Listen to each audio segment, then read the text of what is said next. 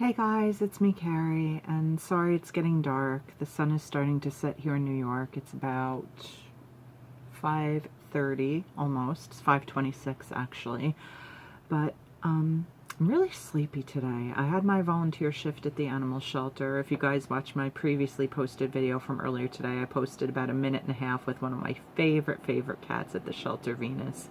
She gives the most wonderful moochies, which is what I call smooches or kisses from pussycats. I came up with that a few years ago, well, several years ago, when I had my beloved Spencer cat, who we sadly had to put to sleep in 2012, but I had him for 13 years, and he was notorious for licking me on my face and my hands, and instead of smooches, it became smoochies, and then it became moochies, so I call kitty cat kisses moochies. But anyway, I got a lot of moochies from Venus on that video, so if you want to see something just very short and sweet that'll hopefully make you smile, watch the video before this.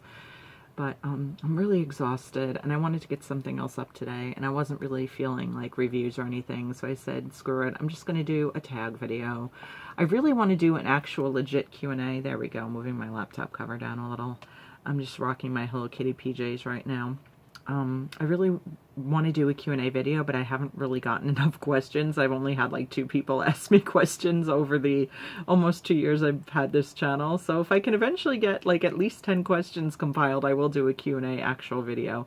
But in the meantime, I decided to just look up tag videos here on YouTube, and I just found that one that was 10 questions. I thought that's about all I feel like handling right now. So anyway, this is just a 10 questions video. And of course, as always, I tag anyone that wants to participate. Please let me know if you do this tag. Leave a comment in the drop box, or leave a comment down below and let me know if you did it, and I can come watch your video too. But anyway, question number 1, how did you come up with your username? That actually was it was a Twitter thing first. My initial name of my channel here, if you guys have been with me from the beginning, for the first year of my channel, it was Butterfly's Landing. My nickname has been Butterfly for years, just one of many nicknames that I have, and I probably shouldn't be telling you this, but since it may not ever happen, my husband's dream is to one day own a restaurant, and he always just had in his mind since meeting me that he would call it Butterfly's Landing, so I decided to name the channel that. But then I guess I started getting really active on Twitter, I want to say about 6 years ago, probably around 2012. I was really active on there. And I was just using the handle Carrie_Murphy because Carrie Murphy was already taken, thanks a lot, by someone who never tweets. And I just said, no, you know, I don't want to just use my name, that's boring. I want to come up with something that suits me. So initially what I came up with was Persevering Lily, Lilly, because there is a character in a book that I absolutely love called The Hotel New Hampshire by John Irving. And the character Lily, I don't want to spoil what happens to her if you haven't read the book, but let's just say she has to overcome a lot of odds in her life. She has a lot of challenges to face, and ultimately things don't work out the best for poor Lily. But I feel like she really fought like hell, and one of my favorite quotes from the book is keep passing the open windows, and to me that means don't jump. I think that was John Irving's intention. As depressed as you get, as hard as your life gets, when you walk past an open window, don't jump out it. So it's one of my favorite quotes in the whole world. So I loved the character of Lily, and I went by Persevering Lily because persevering is just, you know, so symbolic of how I feel like I need to be in my life. I need to persevere. I need to fight on. I need to never give up.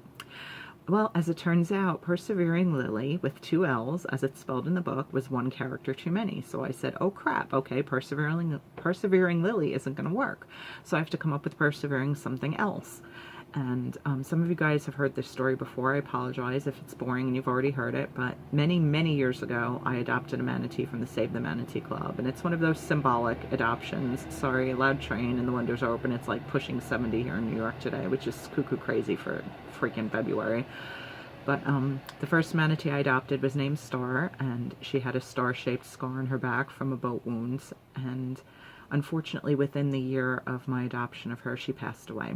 And I've just, ever since then, in memory of Star, I love the idea of being a star in my own world, being my own guiding star, following my own guiding star, being a shooting star, being, you know, finally coming to terms with the fact that I have to own my life. I have to be responsible for good, bad, and indifferent what happens to me, take control, not be such a passenger and be more of a driver.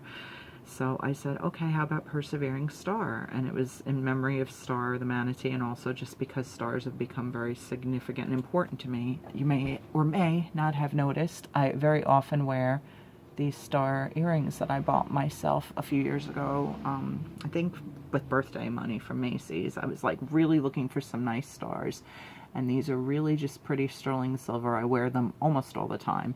I have 5 holes altogether in my ears, 2 in my right, 3 in my left, and I wear the stars an awful lot, just as a, you know, reminder, kind of like my hope necklace, you know, of things that are important to me. So my name on Twitter became Persevering Star. I ended up using that name on Instagram as well, and I said, you know what, let's just keep everything all the same, make it easier. So after, I think on the 1-year anniversary of this channel, I'll be at the 2-year anniversary on April 2nd, I went ahead and changed the name of the channel to Persevering Star, just to keep everything all copacetic and you know, the same everywhere, so it's easy to find me, and, you know, can be kind of like my brand, trademark, whatever kind of dealio. So anyway, that's how I came up with the name Persevering Star. Number 2, what would I do with $1 million? I'm happy to say I'm not in any type of debt. I live a very small life financially. I mean, I don't own my home. I live in a home that my mother owns right now. It's not the ideal situation, but it is what it is. My car is literally 20 years old this year, so my car is paid off in full. I don't use credit cards. If I can't pay cash for something, I just simply don't buy it. So I'm not really worried about getting bills paid off. I mean, certainly I would, you know, give some to my mom and help her pay off bills. I would like to buy a new car that would be reliable, seeing as, again, mine is 20 years old, one for myself and one for my husband. Nothing fancy. I'm not sure what his ideal choice would be. He kind of liked the Scions at one point. I think those are the cars that look kind of like an old school roller skate. I think he likes those. I would love to have a VW Bug. Ideally, I'd love to have a VW Bug van, but I don't know if I'd be able to drive that very well. I would love that as like a backup vehicle, like for traveling in and stuff, but probably just a sky blue VW Bug would be awesome. I'm not looking for, like, you know, a freaking Hummer or, you know, a Range Rover or anything, you know, ridiculous like that. I'd put most of it in the bank. I would definitely donate a bunch to charities that are important to me, and you know, I would try to help out as many friends and people that I love that I possibly could. But the bulk of it would go in the bank because I'm just a nerd and, you know, try to be responsible. And I would take a trip back to Disney because my husband and I haven't been to Disney since we moved out of Florida in 2013, early 2013. Probably I would want to go to Disneyland, though, because I haven't been there before, and Brian would love to get back to California because he's got family out there. So that would be our splurge, I think. But yeah, that's probably what I would do with it. Number 3 is, when are you the happiest? Honestly, the first thing that shot into my brain was when I'm sleeping, because when I'm awake, I'm not usually very happy, and I hope at least I'm happy when I'm sleeping. But I guess aside from that, I'm awfully happy when I'm at my volunteer shift at the animal shelter. I love being with the cats and the dogs occasionally. I am not properly dog trained to work with the dogs, so the only dogs that I really get to go in and spend time with are when we get very, very, very tame, gentle dogs. But we tend to take on hard luck cases, behavioral issues, you know, sometimes physical issues, dogs with physical issues that are not necessarily the easiest to work with. So we have people at the shelter that are specially trained to do that. I have not yet taken that training course yet. I could, but right now I still feel more comfortable with the cats. But I do love being with the animals. I don't know. I can't think of anything else besides that right now, but if I answer these questions another day, I may have another answer. What is a favorite thing about yourself is question 4. Oh my God. That's like the easiest thing to say, which is nothing, honestly, but that's not entirely true. I mean, my favorite thing about myself is also probably one of my least favorite things about myself, and that is that I'm highly compassionate, empathetic, and caring, and I give of myself to others very, very, very freely. I think that's a good way to be, but it's also an incredibly difficult way to be if people don't reciprocate in kind. I often find in relationships that I give a lot more emotionally than I get in return, and that can be really soul-crushing, even with things as seemingly insignificant as like sending a friend, you know, 4 or 5 text messages in a row saying, I love you, I'm just thinking of you, I just want to make sure you're okay, and not getting a response. That really, it's hard not to take that personally, and I do take it very personally, and my husband and my therapist have both told me not to, that it says a lot more about the person than it does about you. Maybe they're just really, really busy. Maybe they just don't realize how much it's hurting you. Maybe they honestly, genuinely don't feel as close to you as you do to them, and they don't feel the necessity to respond. And of course, that's my least favorite of the answers, but it can often be true. But yeah, the fact that I'm very, very loving and empathetic, and I feel everything to the nth degree. I love that about myself, but I hate it about myself because it just gets me hurt all the damn time. Number 5, what is your most embarrassing moment? I've had several. Off the top of my head, I can think of 2. One of them, I was at the home of some friends of my parents back in the day, a long, long time ago. My father's been gone almost 19 years, so we're talking about probably 25, 30 years ago this happened, when I was probably like 13, 14 years old. So yeah, probably closer to 30-something years ago. We were at the home of these family friends, and my neighbor across the street's older son thought it would be really funny to spray me with the garden hose when I was running in the backyard, and it was a backyard party, and there were probably 50 people at this party, and he thought it would be really funny to spray me with the garden hose while I was running, and the dirt and lawn I was running on turned into mud, and I slipped and fell and was completely covered in mud, like head to toe. And this was not like around the block from my house where I could just go home and get a change of clothes. So I was completely covered in mud and screamed obscenities at him at the top of my lungs and just burst out hysterically crying. So not only did I look like an idiot, but I cursed in front of my parents and all of their friends.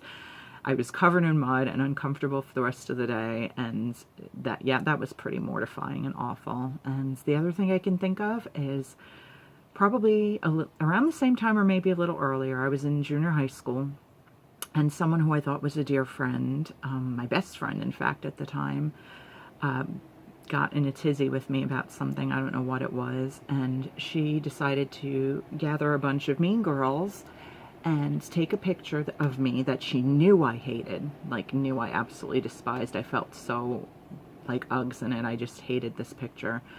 And take it to the library and make like hundreds of photocopies of it, and then plaster it all over the walls of the junior high school with like captions saying like, bow wow, ew, look at the dog, and stuff to that effect. And I love that the librarian like thought nothing of this gaggle of girls using library facilities to make hundreds of photocopies to begin with, let alone they were photocopies of a photograph of obviously a young girl. And with that, you know, with the nasty sayings on it. And I just had to walk around the school while people laughed at me and pull all the signs down myself. And there were never any repercussions against the girls, because of course they couldn't prove who did it, but I knew who did it. And to this day, it still hurts my heart, which is ridiculous because we're talking about something that happened almost 33, 34 years ago. But yeah, it was pretty embarrassing. It just goes to show how vicious and horrible women and girls can be to each other.